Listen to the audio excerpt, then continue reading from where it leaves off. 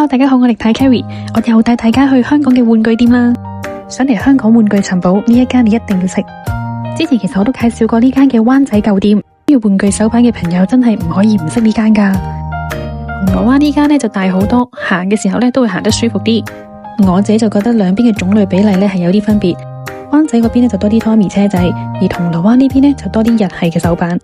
但係兩邊呢都一樣係玩具嘅尋寶天堂，喺呢度都可以揾到好多絕版咗嘅玩具噶。